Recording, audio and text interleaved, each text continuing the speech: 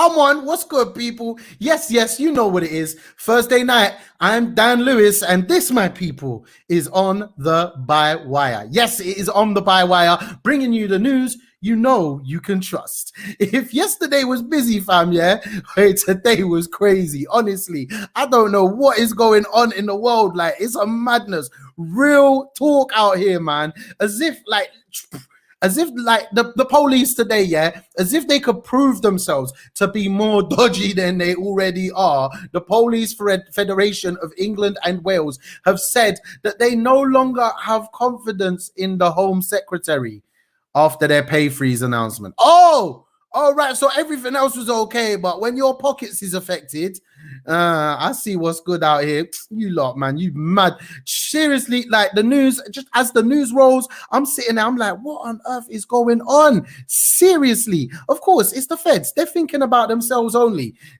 It is quite damning, though, at the end of the day, considering they use reasons like this to stop the last leader of the opposition becoming prime minister. Surely this is a big problem for Boris. Without Cummins by his side, how will he handle this? Like, you know, who's going to come up with the plan around this one when the police say they have no trust in the person that's meant to be in charge of them? You know what I mean? This is above that Cressida Dick person in London. You get me? This is above that. We will definitely keep you updated on this story as it develops and see what happens. It might be the end of Priti Patel, you know, the smirking assassin, but let's not forget, with every Tory minister that falls, there is another one waiting to take that post and be just as nasty and just as evil. So, and remember, it's the police who protect these evil people in Parliament. You know what I mean? Like, something's gonna happen. Now, another bastard Tory, Nadeem Zahawi, has refused ruling out implementing cuts to health and social care budgets in order to pay for an NHS pay rise. Now, Boris and his cabinet have repeatedly avoided holding meetings about this exact Department of Health, even after making so many promises. Even in the election, they made promises about this department. That's how they got votes. People put their trust in the Tories. I don't understand that theory, but they put their trust in the Tories on this exact issue. And they're still overseeing the 100 billion pounds railway to get rich people into London that little bit quicker. Like, you know, of course there's going to be cuts to health and social care departments so that they can pay for a pay rise for the people who saved our lives on a daily basis. Like, they're not quite happy to outright rule out not protecting the budget. You know, this is their way of saying, look, I won't rule it out of the thing, but the thing is probably going to happen. Okay, deal with it. That's the way these men go on, and I ain't happy with it. You know what I mean? Trash, all of them, absolute trash. Every single one of them, bun them all. You get me? Now, another Jacob Rees-Mogg, the MP for the 18th century, has been blasted today for using racist language in Parliament. Like, we knew this guy is a racist, yeah? And you just proved it. That's all he's done. What he said is a racist color metaphor that represents the people of East Asia as an existential danger to the Western world. Now, I'm not going to repeat these things, yeah, because I don't like the way let's dust these words from and phrases from our vocabulary. I mean, I won't hear them no more. You get me? Just don't even use them no more. But the fact that the guy said it in Parliament and no one's done nothing about it is a madness. And given one of our big stories today is about someone actually getting kicked out of Parliament, it kind of makes you angry. The guy needs to be put in a museum as an example of why Britain has so much not to be proud of in our history. Honestly, he could just be standing there talking in a box and people could listen, and there could be someone like a tour guide like, yeah, this is why Britain is full of shit. I'm not saying everyone in Britain is shit. I'm just saying, like, this is where we come from. All right? This is the people that ruled the empire. You get me? Now, he's also labeled the Labour Party the party of people traffickers and says that their MPs are crying crocodile tears over the Tories' treatment of asylum seekers. But you know what? I call it crocodile tears, call it whatever tears you want to. I will cry when I see a child dead on the sand, on the shores of our country that we could have protected, that we could have looked after, that we could have been involved in stopping having to go through that horrifying journey just to get to these shores and die. Do you know what? Yeah, when you see people in boats, in dinghies on the river, on the English Channel, I am upset. I am angry. I am disappointed. I am horrified. I am embarrassed that is what's going on around our country. I am proud to be British, right? I am patriotic of this country. And the reason I'm proud is because we look after people. We have a benefit system that is meant to be there to look after people. We have a proud history of taking in people when they need it most, right? That's the kind of history I'm proud of. I'm proud of the fact that you go to any part of the UK and the majority of the time, people will look after people. There are people who sleep on our streets. Again, a problem caused by this government that could be solved by this government, and people out there, they will give them food, they will give them money. You know, where I live here in Merseyside, people will give you their last pounds to help you out if you're in need. That's the kind of Britain I'm proud of. I'm not proud of these ones who want to laugh and joke and talk about gunships and other things around asylum seekers. I want to look after people seeking asylum, especially when it's my taxes that have gone on the bombs that I didn't vote for to decimate their society, their community, their hospital, their schools, their homes. Now, another racist bastard, you know, just from one to another today, but I've got some good news for you people. Stephen, Tommy Robinson, Yaxley Lennon. I don't know which one to call him by, so I just try and fit all his names in one. The neo-Nazi little prick who got chased out of my hometown Bootle has lost the High Court libel case brought against him by Jamal Hijazi. This is the young Syrian guy who was filmed being beaten up in a West Yorkshire school. Big up, Jamali. You know, bruv, you come round here, I'll cook for you any day. I'll look after you. Big up you, my don. You are very welcome in this country, and anyone who disagrees can come chat to me anytime. You see me now?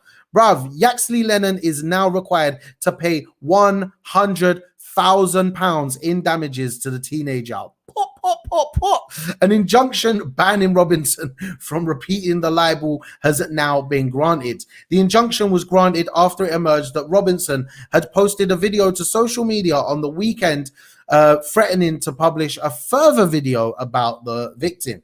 Do you think Tommy does he not get that him posting videos on the internet gets him into a lot of trouble for the wrong reasons? Like, bro, just stop, innit?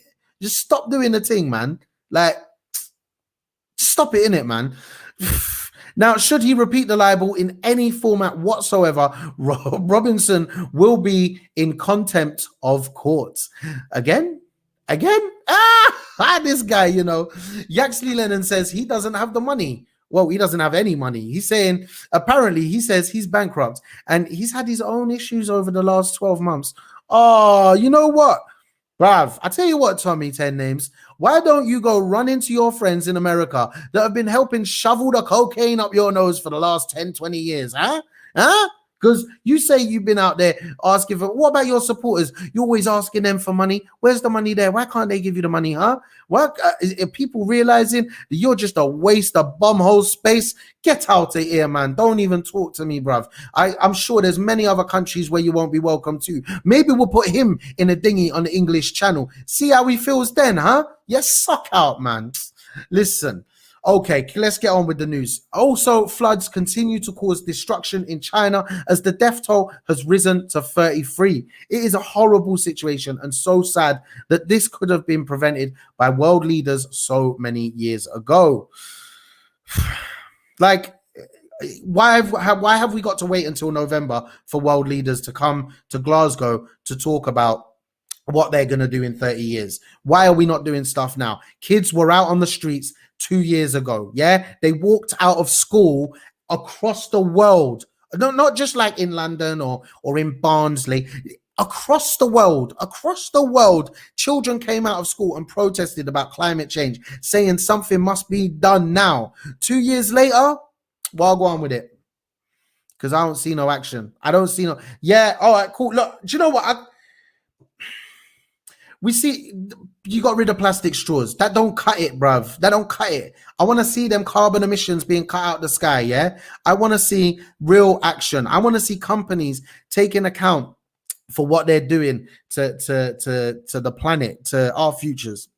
More needs to be done, and it needs to be done now. If anyone could do it, it's our young people, and I encourage every young person to do something about it. Now, talking about young people and another story of government failings, more young people in the UK have the coronavirus than ever before during the pandemic. This isn't surprising, since finally young people have been given the okay to go to clubs, pubs, and other venues where close contact is highly likely. Like, it's inevitable.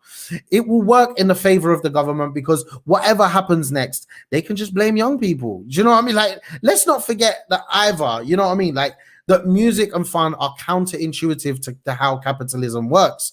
Well, at least when it's for the working class anyway. You know, this is a great opportunity for the government to turn around and say, clubs bad, fun bad, festivals bad, unless obviously it's Ascot or the football. Like, I don't know.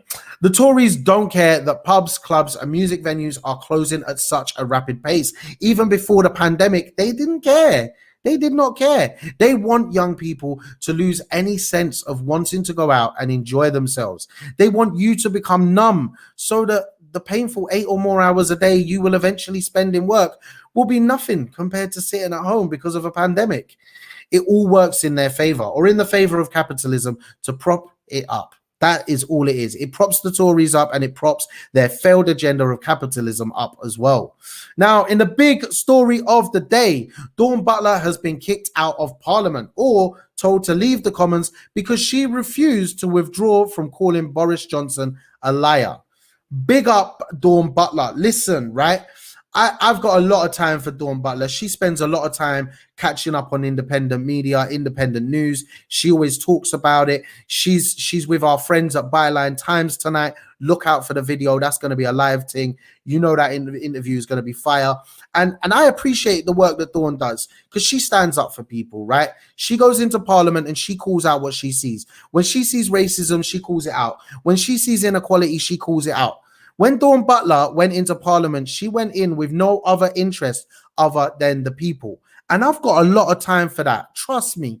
And Dawn today, she stood up there. You know, I need to give her a name, like, you know, some kind of superhero name, because she's big, yeah? She's joining a very small line of people that have been kicked out of Parliament before. There aren't many before her. One with the best record, obviously, is Dennis Skinner, for calling David Cameron Dodgy Dave. But Dawn called Boris out on his failings on the pandemic, his failings on the NHS, his failings on paying people properly, on sick pay. She called him out. And this is what Parliament did. They turned around and they said, you need to leave. You got to withdraw it or leave. And I just think it's disgusting that when someone actually tells the truth in Parliament, one person tells the truth in Parliament, they get told to leave. Why on earth do we accept this false economy of a democracy that they give to us? When truth is told in Parliament, the person gets told to leave. There is the truth for you right there of what is going on in the halls of power, in the halls of Westminster. When you look around that place and you see what that place is built on, it's built on lies, it's built on corruption, and we need more people like Dawn in Parliament. I'm starting to get hotter than I should be right now. All I say is big up Dawn. Dawn, if you ever want to come on the show and talk more about these things, you know you're more than welcome. But big up the thing on Byline tonight. Make sure you check that out as well. I'll share the video later on Insta. Also, while we're on the point of lies, got a little website there, borisjohnsonlies.com. I've shared it in the comments for the people who are on Facebook and YouTube. You'll be able to see there. It lists out every lie of Boris Johnson and his friends in government. It's a great tool if you're, you know, looking for something to throw at them and prove to them that they're wrong. Now, let's get into the independent news coverage, because there is a lot going on there. And the main reason I'm in this job is because I believe in independent media. I believe in independent news. So let's get straight to it with the Canary. Yes, they have been as busy as ever. Today, they have shared a new map that reveals areas of the UK where people are going hungry. According to the map, 1 out of every 6 local authorities rates of hunger are more than 150% the national average. The University of Sheffield Institute for Sustainable Food modeled the data from the Food Foundation and for the first time was able to identify food insecurity at a local authority scale. This is big. This is like big. This new analysis of the national data collected during the pandemic breaks down experiences of food insecurity into 3 distinct groups. It's fantastic that the Canary have shared this information and taken the time to speak to experts on the matter. A really sad truth of affairs is that it's even a thing. The fact that it exists is just horrible.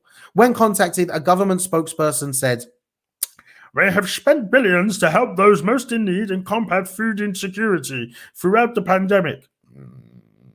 Yeah, I think we had to kind of push you to do that, you guys, yeah? "This includes the £429.1 million COVID local support grant, which was created to help the families with food and fuel bills." Bruv, do you know what? Yeah, you can talk about just under £500 million being spent on the food and fuel bills thing, but at the end of the day, while you're spending over £100 billion on a railway that nobody wants, I don't care. It means nothing to me. Suck out, man. Now, if you've got the time, also head on over to Claim the Future or John McDonnell's Facebook page, where you can watch their latest panel with Ian Byrne and some really well-educated people from across the world who talk about this exact issue and how it can be overcome. And if you care about the issue, get behind the campaign for a right to food to be enshrined in law by checking out Ian Byrne MP's social media pages. He's doing it, people. He is making the right to food enshrined in law. Like, big up Ian, man. Real talk. Now, we covered a little bit of this one yesterday, and I felt we needed to highlight a further article from Declassified, where Matt Kennard and Molly Antigone Hill have revealed that a UK military unit in Colombia assisted police forces that killed 63 protesters. Recently, Declassified revealed that the UK's National Crime Agency, the NCA, has also trained Colombian police in a multi-million-pound 5-year program that is again shrouded in secrecy. The NCA is shielded from Britain's transparency laws. So we ain't got the money to pay nurses. Excuse me. We haven't got the money to feed people, feed kids. We haven't got the money to give people sick pay while they're off with COVID. But we got the money to train police in other countries. This is where your taxes are going, people. This is where your taxes are going. You think the police crime and courts bill protest reactions from the police, if you think they were bad, wait till it's fully passed through Parliament. Our leaders are fascists, and the nation are arguing over whether to wear masks. Yeah. I have no more to say on it.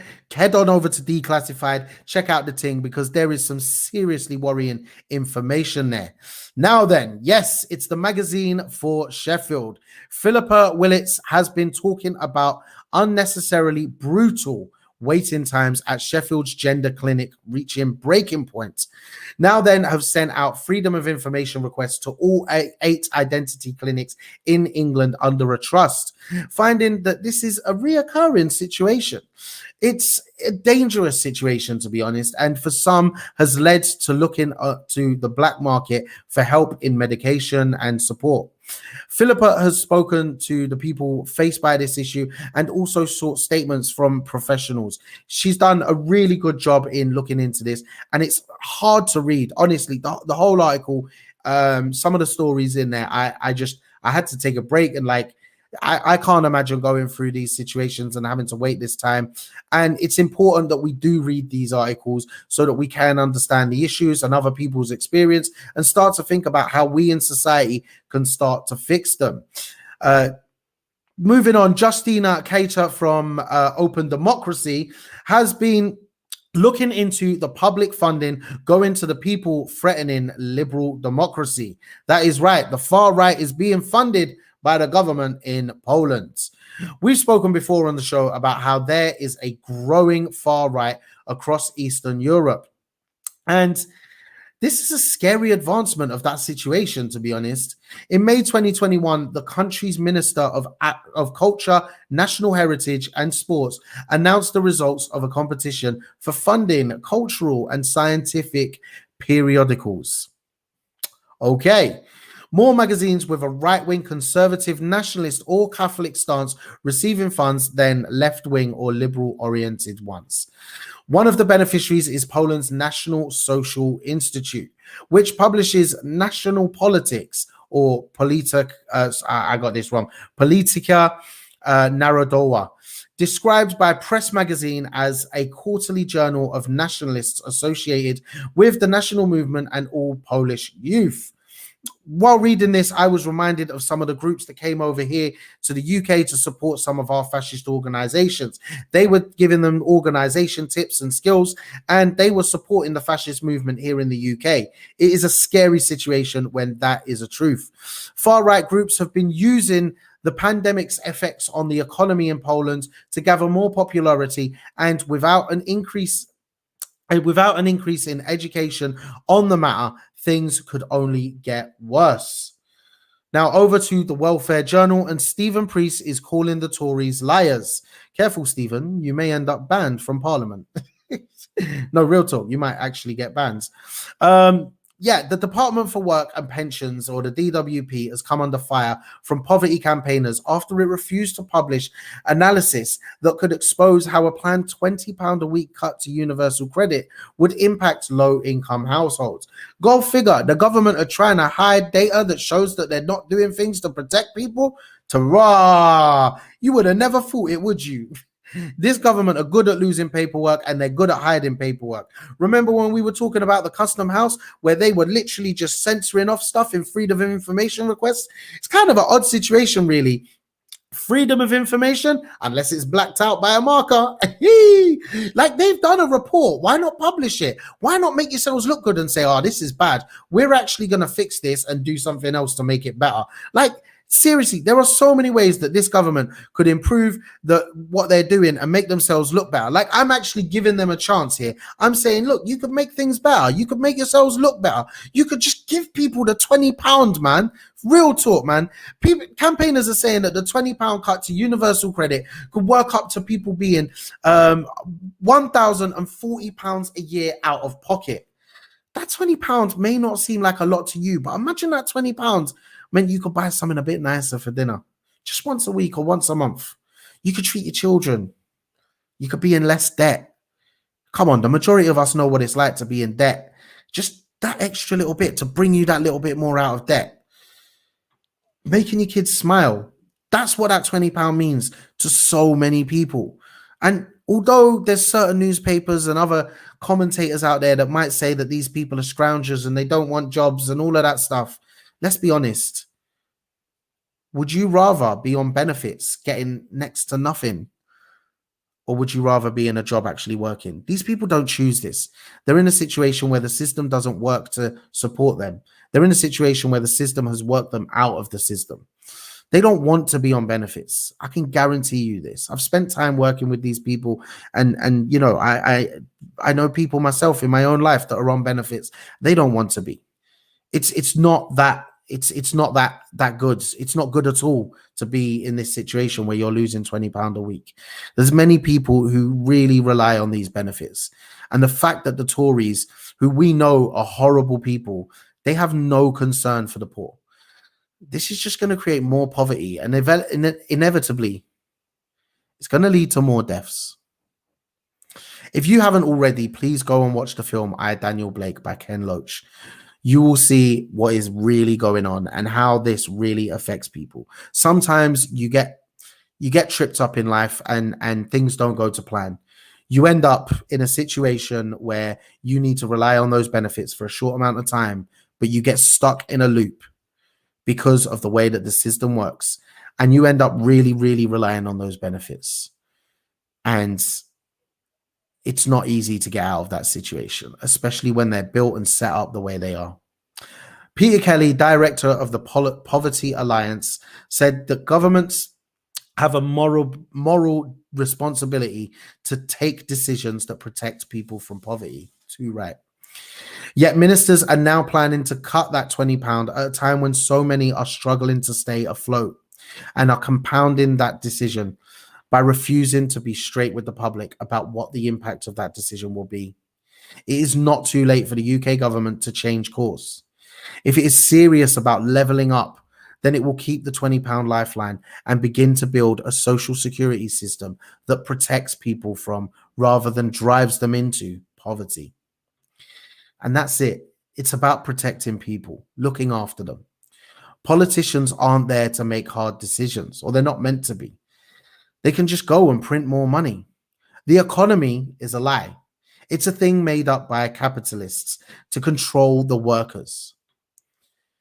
Do you remember the scenes seeing Ian Duncan Smith in Parliament cheering and waving his fists as George Osborne announced more cuts, insufficient wage rises and cruel benefit rules? These people enjoy being evil. They are the worst of the worst. Look at people like Dennis Skinner, Laura Pidcock, Diane Abbott, Laura Smith, Ian Byrne, and today Dawn Butler. People who go into Parliament to fight for the people. They never vote to take things away from you. They vote to improve your lives. Tories go into Parliament with no concern for you and I, no matter what they say or how well they pretend, no matter the training they go through, and no matter the amount of words that they use.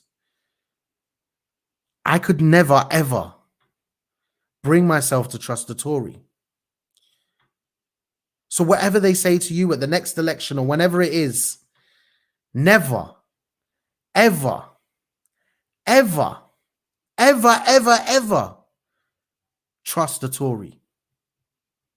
Ladies and gentlemen, my name is Dan Lewis. This is On the Bywire. Hit the like button. And if you haven't already, head on over to YouTube and hit subscribe. Holler at your boy. Check out bywire.news. Don't know. It is what it is. I'll see you guys next Monday at 9 p.m. Peace, love. Enjoy the weekend and don't drink too much, my people. It is a hot one. Make sure you drink loads of water.